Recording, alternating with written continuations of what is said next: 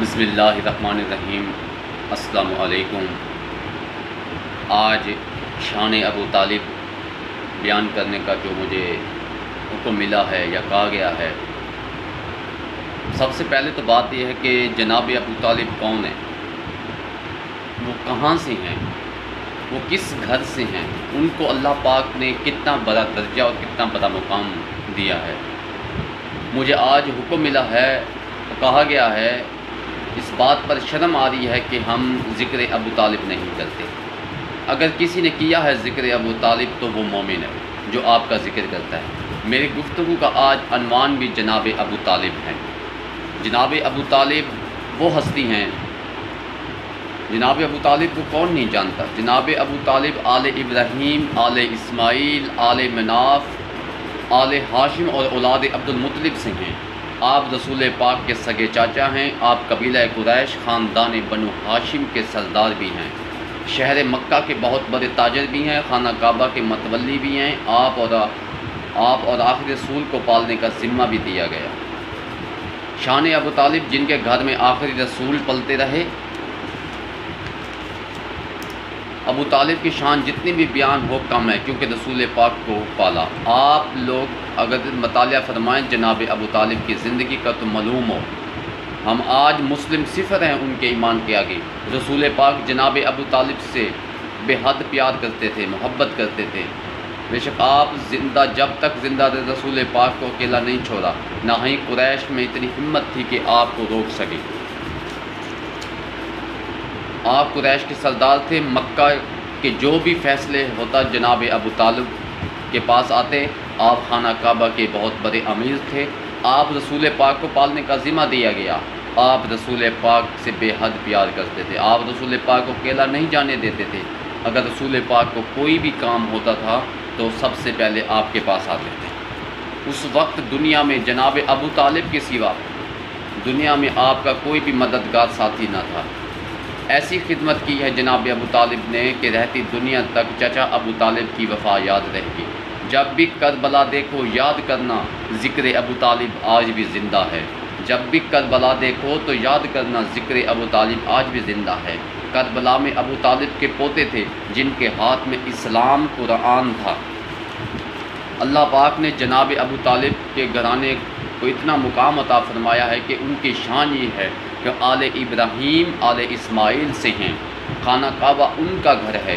ابو طالب وہ پاک انسان ہیں جو 40 سال تک رسول پاک کا ساتھ رہے۔ جتنا عرصہ ابو طالب ساتھ رہے کوئی بھی ساتھ نہ رہا۔ 3 سال تک تو آپ شیب ابی طالب میں رسول پاک کی خدمت میں رہے، اور پھر بہت کچھ ہوا ان کے ساتھ، پر آپ رسول پاک کا ساتھ نہ چھوڑا۔ میں یہ بتانا چاہتا ہوں ابو طالب جیسا کوئی بھی نہیں ہے۔ جو بھی جتنے بھی آئے وفادار ہوئے ان کی بدولت ہے۔ ابو طالب جیسی وفا نبی پاک صلی اللہ علیہ وآلہ وسلم کے ساتھ کسی انسان نے بھی نہیں کی۔ اگر کوئی ہے بھی تو بعد میں آئے ہیں، ان کے بعد آئے ہیں۔ جس وقت جناب ابو طالب نبی پاک صلی اللہ علیہ وآلہ وسلم کے ساتھ تھے، اس وقت مکہ کا کوئی انسان بھی آپ کے ساتھ نہ تھا، صرف بی بی خدیجۃ الکبریٰ تھی اور نبی پاک صلی اللہ علیہ وسلم کے سگے چچا تھے جنہوں نے نبی صلی اللہ علیہ وسلم کے ساتھ اپنا وقت گزارا۔ ان کے بعد، ان کے جانے کے بعد پھر قریش کے جو ظلم ہوئے، قریش کا جو نبی صلی اللہ علیہ وسلم کے ساتھ واسطہ ہوا جناب ابو طالب کے ہوتے تک، قریش کے اندر اتنی ہمت، اتنی مجال نہ تھی کہ آپ کے سامنے آ کے آپ کا مقابلہ کرتے۔ چچا ابو طالب کا آپ پر اتنے احسان تھے، آپ خود کہا کرتے تھے کہ مجھ پر کسی اور کا انسان کا احسان نہیں ہے، اگر مجھ پر احسان ہے تو جناب ابو طالب چچا ابو طالب کا ہے۔ اور جب فتح مکہ ہوا تو نبی پاک صلی اللہ علیہ وسلم نے اپنے دونوں ہی چچاؤں کو یاد کیا، جناب ابو طالب اور جناب امیر حمزہ کو۔